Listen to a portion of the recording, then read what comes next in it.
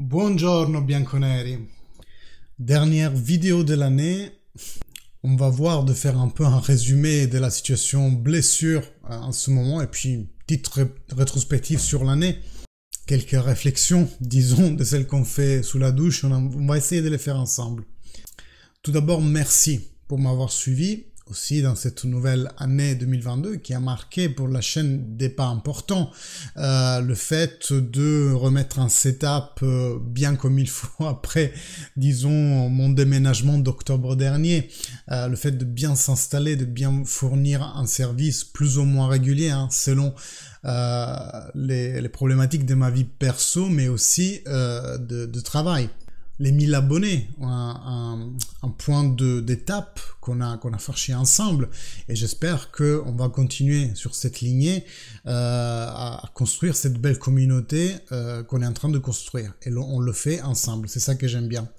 D'ailleurs, like, commentaire, désormais vous le savez, ça booste la visibilité des vidéos sur YouTube, donc plus de monde va nous voir et nous rejoindre. Et justement, si vous rejoignez cette chaîne, c'est l'occasion pour vous de vous abonner. Enchanté, je m'appelle Michelangelo.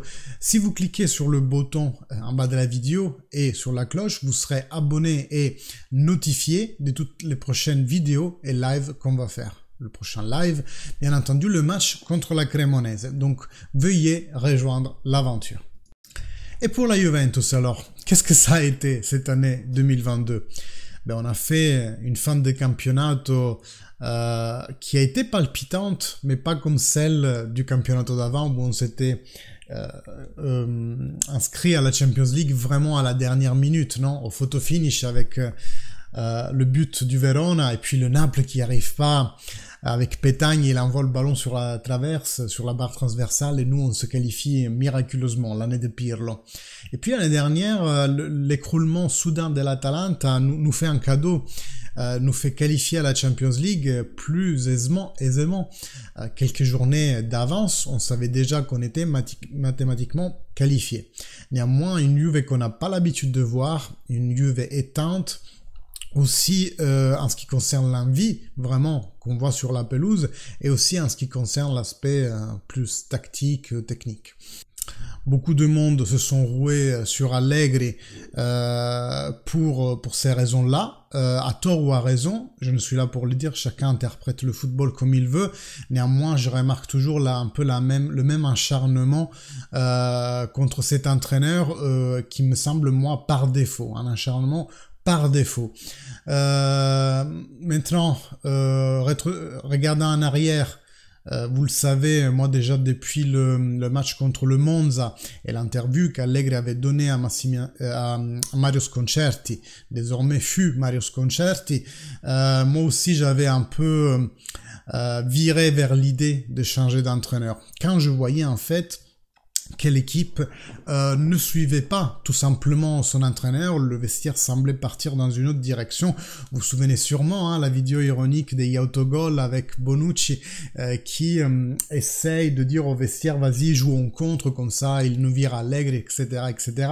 Ou alors les Argentins, non, Di Maria qui va dire à Milik mais pourquoi il t'a remplacé, les Argentins qui n'ont pas semblé beaucoup impliqués dans cette première partie de championnat, qui ne le semble toujours pas, hein, parce qu'il y a une polémique en ce moment comme quoi Paredes et Di Maria continuent leurs vacances jusqu'au premier de l'an, le deuxième de l'an, et puis ils reviendront dans le groupe, alors que d'autres joueurs qui ont disputé la finale aussi, je parle d'un Rabiot, je parle d'un Dybala, sont déjà en train de s'entraîner avec leurs équipes respectives. Certes, tout ça, ça fait discuter. Moi, de mon côté, je vous le disais en live, je pense que chacun a besoin des temps de récupération dont il a besoin. Néanmoins, dans mon discours, je comptais pas du tout les Argentins parce que en ce moment, je fais un peu un blocage sur eux. C'est comme si ils existaient pas, non, dans ma tête. Pourquoi? Parce que ils ont pas vraiment marqué les esprits. Di Maria a fait un but, une assistance, je crois, et après le match contre le Maccabi, il a fait 3 assistances. Mais à part ça, il a souvent pas été là. On s'est pas rendu compte, en fait, qu'on avait ce champion à disposition. Donc, pour moi, je le calcule presque pas, autant que Paredes. Donc, pour moi, le fait qu'il soit absent en ce moment, ça me change clairement rien dans ma conception de l'équipe. Pour moi, l'équipe, je la vois très bien sans eux, sachant surtout qu'on va pas passer sur un 4-3-3, mais on va rester sur un 3-5-2, ce qui veut dire que Di Maria sera adapté en deuxième pointe et Paredes sera seulement un milieu parmi tous les autres milieux qu'on a déjà dans l'effectif. Donc voilà, pour moi, les Argentins c'est pas le grand Derrick qui fait bousculer la balance, vous voyez ce que je veux dire, voilà, ils sont là. Est-ce qu'ils vont terminer leur année? Est-ce que bien? Est-ce que mal? Est-ce qu'ils vont apporter quelque chose à l'équipe? J'en sais rien.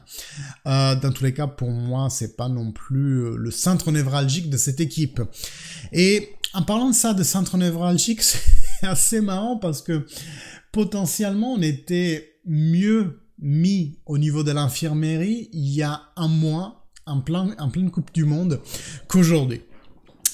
Souvenez-vous, il y a quelques 2-3 mois avant le début de la Coupe du Monde, on se disait, ouais, bon, au moins cette Coupe du Monde aura eu le mérite de nous faire récupérer tous nos joueurs blessés, les Pogba, les Chiesa, les De Sciglio, les Vlahovic.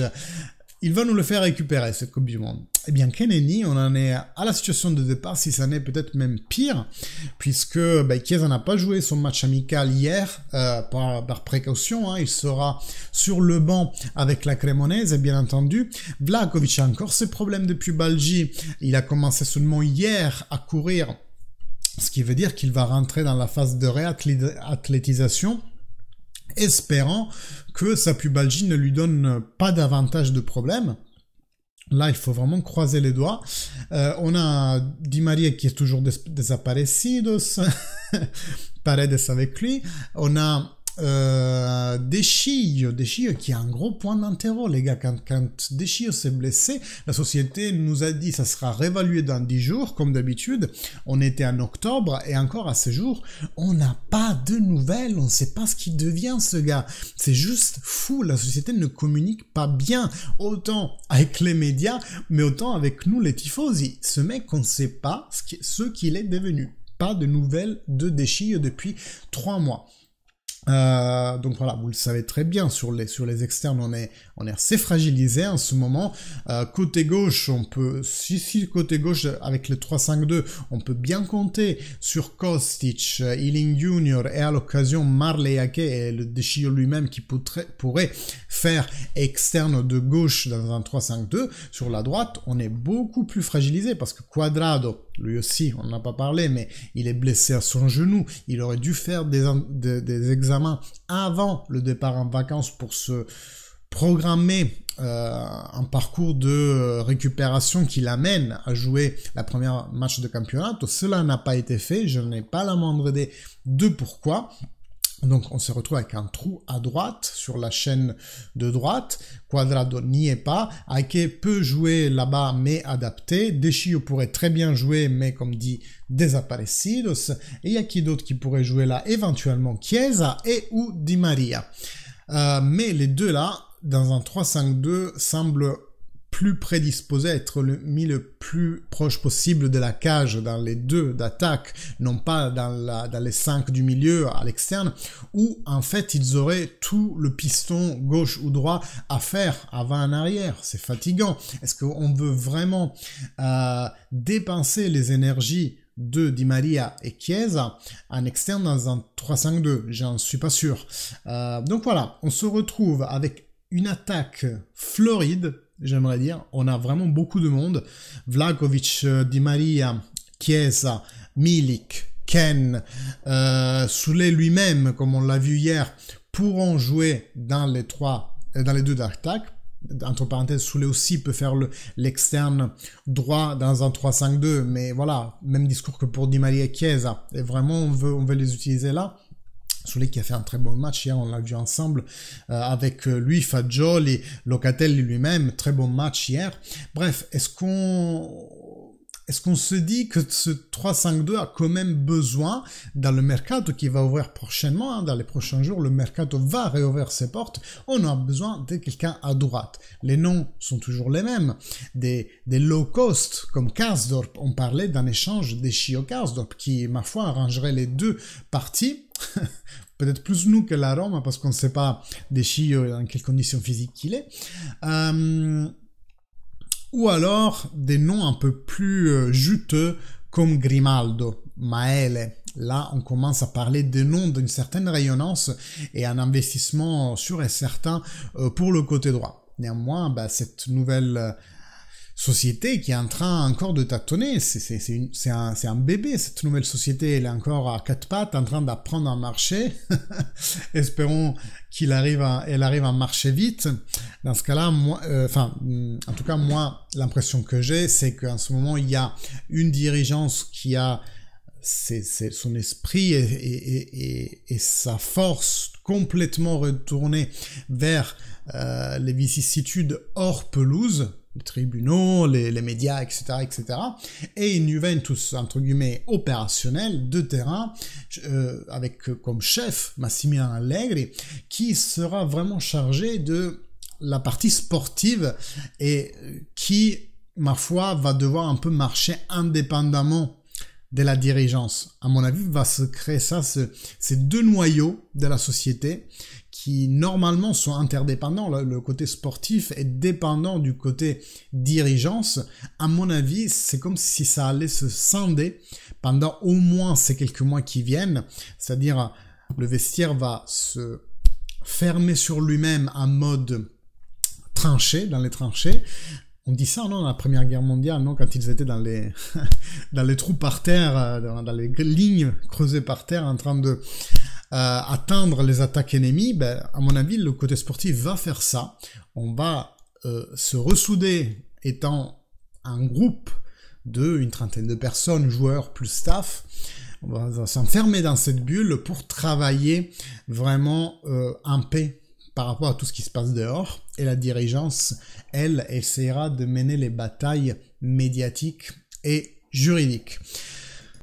Donc, ce 2023 n'a pas commencé sur les bons auspices, avec la première fois de 0 titoli depuis l'arc gagnant Agnelli, donc ça n'a pas bien commencé ce 2022.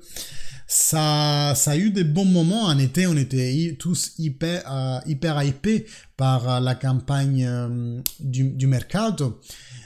Puis une première partie d'année très décevante, avec record négatif en Champions League, 5 matchs perdus sur 6, on n'avait jamais fait ça. On sort de la Champions League vraiment avec honte, avec des équipes comme Maccabi, qu'on aurait sûrement pu facilement gérer, et Benfica qui, même s'ils ont fait un bon cheminement européen, et même en championnat, je pense qu'il reste quand même une équipe à la portée de la Juventus. On a eu un peu le démérite de, disons, les sous-estimer, eux, le mérite de bien jouer, de continuer à faire ce qu'ils savaient faire, et donc on sort de la Champions League, vraiment la pire campagne Champions League de la Juventus, c'est la Caporetto de la Juventus. Caporetto, c'est une bataille fameuse pendant la Grande Guerre, où l'Italie s'est vraiment fait, disons, recueillir à la petite cuillère. Et ça a été un peu ça, la Juventus en Champions League cette année. Un championnat qui avait mal commencé, mais que si on tire les lignes à la fin, avec les 6 victoires et les 6 clean sheets d'affilée, ça fait qu'on s'est un peu repris et finalement on en est au niveau du Milan, sachant que le Napoli, lui, il est en train de faire un championnat totalement en dehors des clous, et donc il mérite très bien leur place. Bien, la Juventus est une des prétendantes qui essaie de courir derrière, et on verra si le Napoli perdra des points dans cette première partie de 2023, parce que je vous rappelle qu'ils jouent contre nous et les deux contre l'Inter dans les 5 premiers matchs, et je crois que la Roma c'est la 6e pour le Napoli. On verra s'ils perdent 2 points, le moment magique du Napoli, est-ce qu'il est fini? Est-ce que nous on arrivera à faire 10 points de plus que d'ici la fin du championnat? Donc, tout ça, on le verra ensemble en 2023. Et je vous remercie d'avance pour tous les soutiens que vous allez montrer à la chaîne. Vous le savez, je fais ça de façon totalement amatrice. Maintenant, même si je suis monétisé, mais j'ai regardé la dernière fois mes données, je gagne peut-être 10 centimes par vidéo quand ça va bien. Donc vous voyez, ça reste quelque chose de très amateur que je fais que pour passion et pour le lien qu'on a commencé à développer avec certains d'entre vous. Je vous remercie. Je vous nomme Émilie, Jonathan, Sofiane, je nomme Spacunciello, le jeune homme Savastano, qui est nouveau, mais qui nous écrit quand même assez souvent. J'en oublie certainement des gens qui sont peut-être un peu moins actifs, mais je vous retiens. Joseph Strada, vous voyez. Vous êtes tous là, vous êtes un soutien continuel. Pour moi, la partie plus difficile de mener cette chaîne, c'est allumer la caméra. Une fois que la caméra est démarrée, que je commence à parler, voilà, tout vient naturellement. Mais c'est vraiment le point de friction plus fort, c'est allumer la caméra, et c'est vous qui me donnez cette énergie d'allumer la caméra, la pensée de lire vos commentaires, savoir ce que vous en pensez de certains arguments. Donc ce souhait de fin 2022, début 2023, je le dédie à vous, que tout aille bien pour vous dans vos vies, partie perso et partie pro, vraiment tous mes vœux de bonheur à la communauté, j'aime pas dire ça, mais la communauté Juventino Paris, parce que la chaîne s'appelle ainsi. Peut-être j'aurais dû choisir un nom moins sur le personnel et plus dans le collectif, mais désormais c'est fait. Mais merci à vous du soutien que vous me montrez. N'hésitez pas à faire en sorte aussi que grâce à vous, la chaîne soit plus connue. Partagez les vidéos sur les réseaux sociaux. Quand je mets un post, je mets toujours liker et partager pour aider la chaîne. C'est vraiment une demande de ma part que vous m'aidiez à faire connaître. Donc si vous likez et partagez mes posts et les posts où je fais la promotion des vidéos YouTube, c'est sûr que ça va être un immense gain pour la chaîne, donc je vous invite à le faire. Merci beaucoup encore à vous, encore meilleurs vœux pour cette belle année 2023 qu'on va vivre ensemble. Et fino alla fine, forza Juve. Ciao à tous, les gars, les filles, tout le monde. Ciao, bonne année.